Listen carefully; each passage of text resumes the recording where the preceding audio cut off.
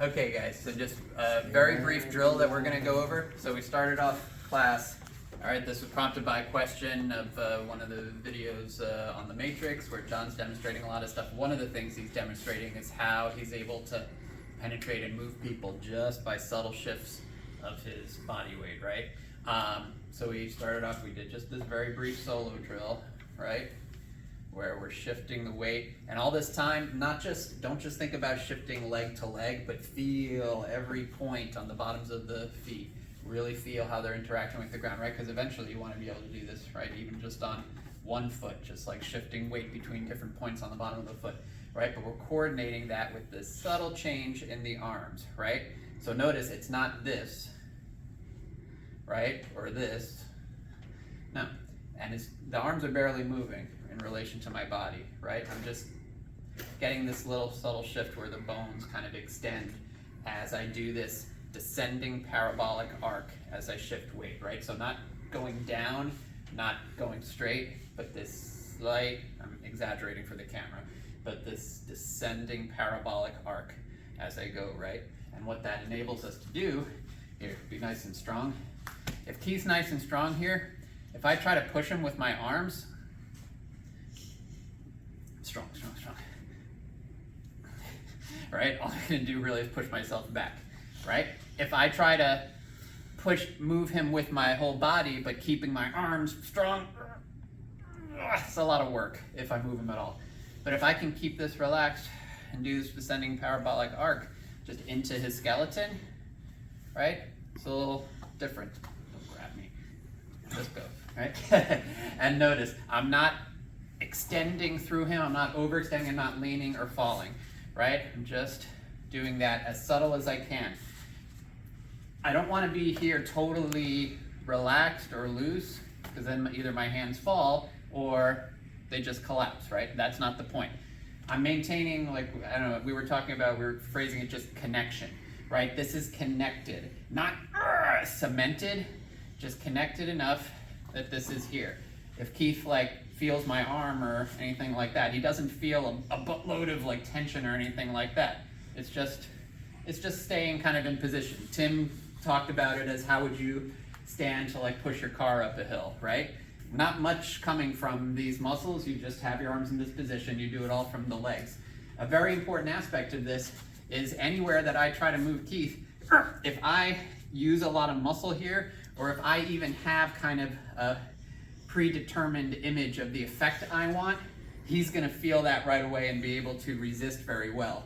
Whereas if I'm just touching anywhere and I'm able to just move with my whole skeleton, right? Even if it's somewhere over here, if I try to push him, or if I'm thinking I wanna move him over there, he'll feel that, right? And his body just, even if he didn't have training, his body would naturally resist that, right? But the idea is if I just kind of go with my skeleton, and again, not overextending, I'm not doing this, I'm not leaning on him, right? And I'm also not pushing down or in. So again, a little bit of that descending parabolic motion.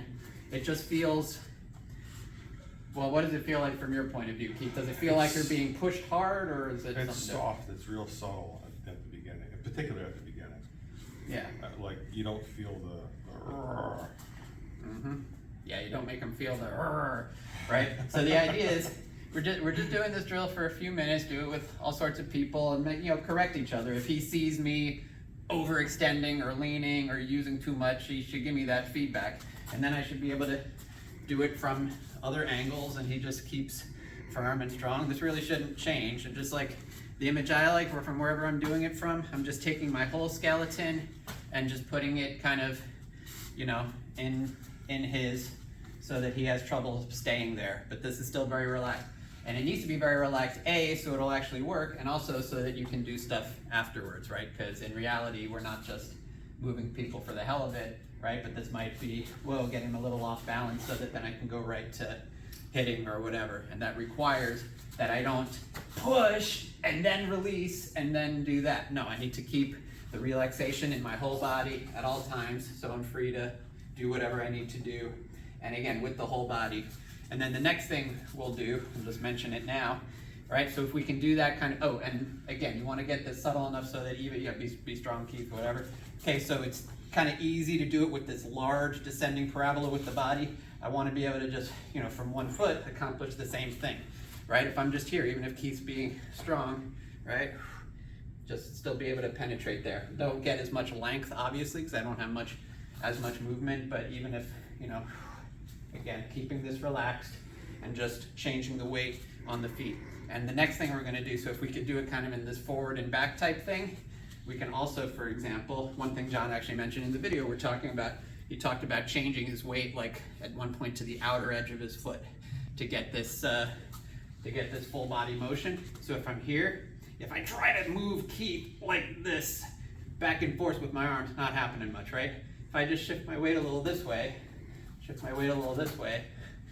you get the, be real strong, Keith. Okay, again, same idea. All I'm doing is, all right, I think we did this drill in the beginning, right?